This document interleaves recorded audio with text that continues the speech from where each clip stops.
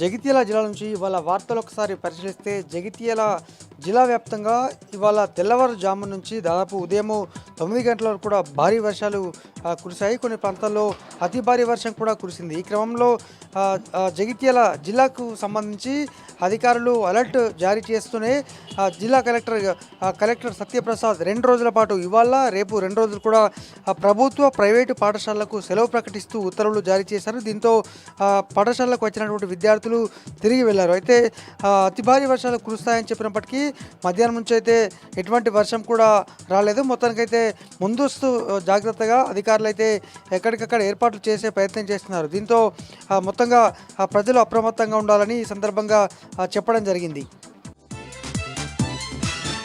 మరొక వార్త, జగిత్యాల జిల్లాలోని ప్రముఖ పుణ్యక్షేత్రాలైన ధర్మపురి అలాగే కొండగట్టు శ్రీ ఆంజనేయ స్వామి క్షేత్రాల్లో భక్తుల రద్దీ కొనసాగుతోంది. ఇటు ఒక సెలవులు ఒకటి, అలాగే ఆ శ్రావణ మాసం సందర్భంగా పెద్ద సంఖ్యలో భక్తులు ఇటు ధర్మపురి కొండగట్టులో ఉన్నటువంటి ఈ లక్ష్మీనరసింహస్వామి అలాగే కొండగట్టు ఆంజనేయ స్వామి క్షేత్రాల్లోని ఆంజనేయ స్వామిని దర్శించుకొని మొక్కులు తీర్చుకుంటున్నారు. అయితే ఎప్పటికప్పుడు కూడా పూర్తి స్థాయిలో ఏర్పాట్లు చేయాలని సందర్భంగా భక్తులైతే కోరుతున్నారు.